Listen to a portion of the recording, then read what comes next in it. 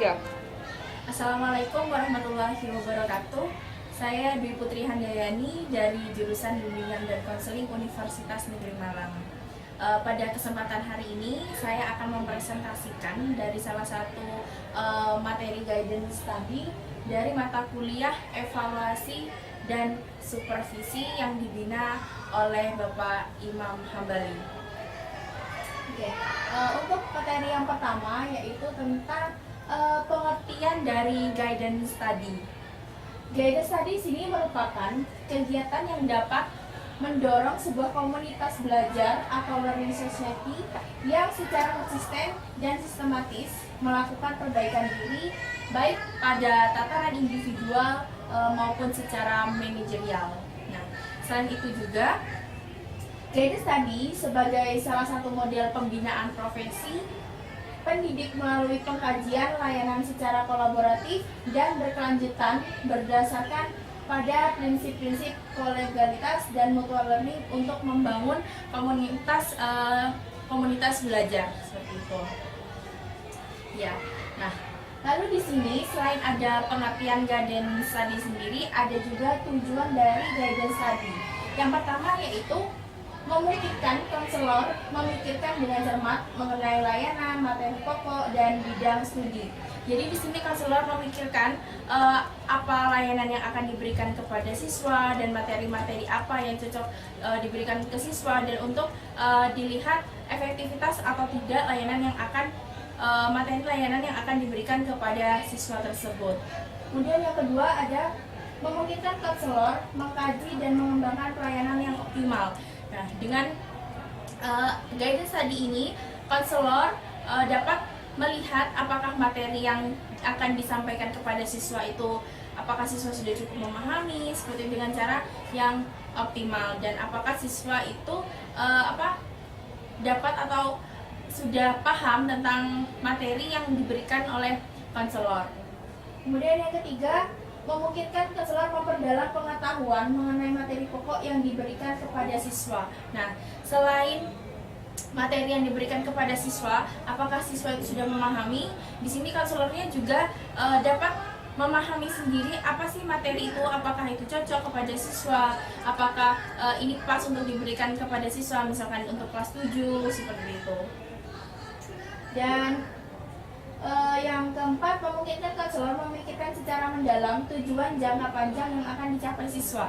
Jadi di sini konselor juga memikirkan tidak hanya hari ini saja siswa itu memahami atau sudah dapat menerapkan layanan yang sudah diberikan, tetapi konselor juga memikirkan apakah materi yang akan diberikan ini bermanfaat untuk siswa di jangka panjangnya. Jadi bukan hanya untuk hari ini saja, tetapi untuk jangka panjang siswa juga seperti itu.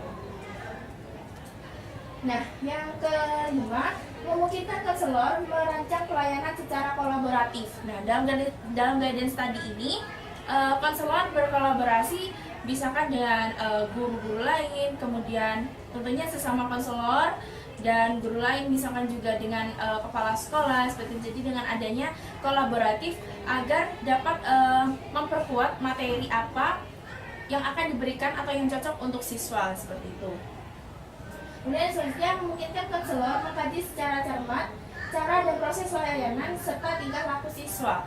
Jadi di sini dalam guidance study, konselor dapat melihat tingkah laku siswa selama proses pemberian layanan itu seperti apa, sehingga konselor dapat mengetahui di dalam proses itu apakah siswa sudah dapat memahami atau melihat tingkah laku apakah sudah ada perubahan dari siswa tersebut.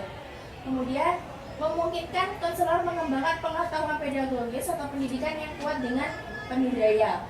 Dan yang terakhir, konselor melihat hasil layanan sendiri melalui respon siswa dan tanggapan konselor lain. Nah, di sini dalam pemberian materi itu konselor sendiri juga melihat dari respon siswa, apakah misalkan dalam pemberian layanan tersebut siswa aktif, kemudian bersemangat, dan adanya dorongan untuk ingin lebih mengetahui tentang materi yang sudah disampaikan itu. Nah, untuk tahap-tahap guidance study sendiri ada 3, yaitu ada perencanaan atau plan, pelaksanaan atau do, dan refleksi atau see. Nah, yang pertama itu ada perencanaan atau plan. Nah, dalam melaksanakan guidance study ini bersama tim konselor dan tim konselor yang lain, kepala sekolah dan guru yang membentuk tim di guidance study ini membuat perencanaan, misalkan dalam pembuatan RPBK-nya, kemudian materi-materi apa yang akan disampaikan, kemudian ini untuk layanan apa, untuk apa, dan sebagainya direncanakan di tahap plan ini. Jadi konselor dan tim itu membuat suatu rancangan apa yang akan diberikan kepada siswa. Kemudian yang kedua yaitu pelaksanaan do. Nah, pelaksanaan atau do ini setelah tim dan konselor sudah menyusun RPBK, ada materi-materi apa yang akan diberikan kepada siswa itu seperti apa. Kemudian yang kedua yaitu tahap pelaksanaannya, di mana pelaksanaannya ini nanti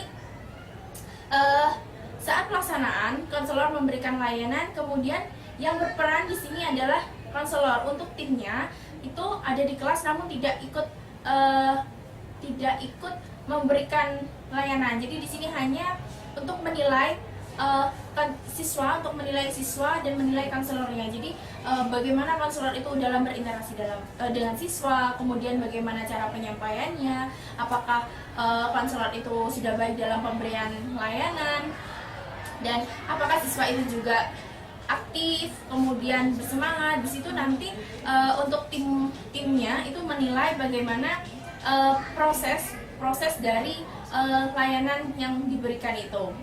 Kemudian untuk yang refleksi atau see. Nah, di sini refleksi itu yang pertama kita untuk konselor menanyakan kepada siswa apakah dari manfaat atau materi yang sudah disampaikan sudah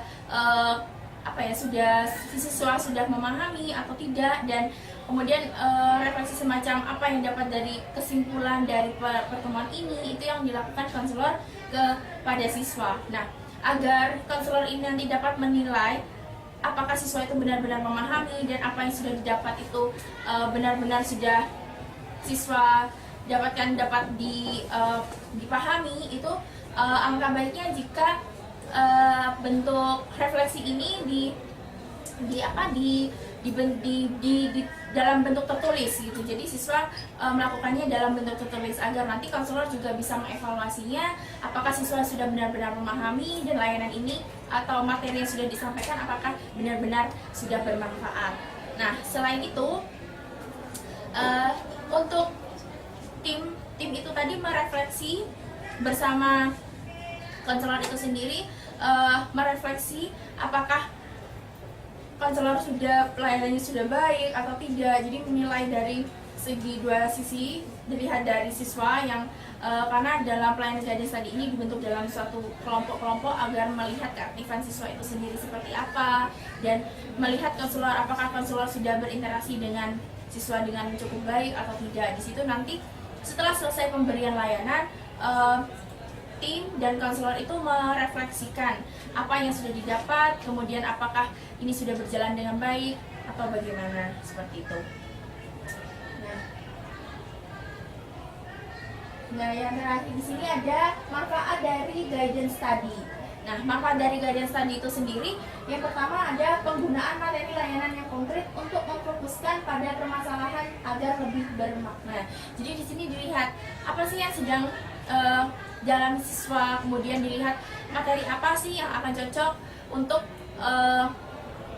menguji materi kepada siswa ini. Misalkan saja untuk masalah belajar. Nah, misalkan di sini kita mau melihat masalah belajar siswa itu, kita memberikan materi tentang belajar yang efektif, misalkan seperti itu.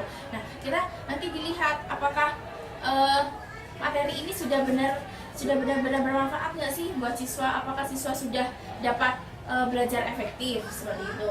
Dan yang kedua, memberikan dukungan pada konselor untuk hubungan sejawat. Nah, di sini untuk menilai dari kualitas konselor sendiri juga, dari tim itu juga melihat apakah dalam memberikan pelayanan konselor itu sudah cukup baik dalam memberikan layanan kepada siswa dengan materi yang sudah dirancang oleh tim bersama konselor itu juga. Kemudian yang ketiga, dalam guidance study kita melihat apa yang terjadi dalam layanan lebih objektif, dan itu lebih membantu kita memahami ide penting tanpa harus melihat atau sisi lain di dalam kelas seperti itu. Nah, kemudian melalui guidance study ini, konselor dapat mendokumentasikan kemajuan kerjanya. Nah, jadi dalam pemberian layanan ini, alangkah baiknya jika dalam proses pemberian layanan itu direkam. Jadi selain konselor mempunyai data-data atau penilaian dari tim yang menilai konselor dan siswa itu, dan alangkah baiknya jika konselor di sini juga mendokumentasikan layanan dan proses pemberian layanan di kelas kepada siswa tersebut. Jadi nanti setelah pelaksanaan layanan, konselor bisa melihat hasil rekamannya dan melihat mana sih sisi-sisi kekurangannya yang harus diperbaiki dan mana yang harus ditingkatkan seperti itu. Dan konselor dapat mempublikasikan hasil akhir dari guidance study tersebut. Baik, itu presentasi dari saya tentang guidance study. Kurang lebihnya saya mohon maaf. Saya akhiri. Wassalamualaikum warahmatullahi wabarakatuh.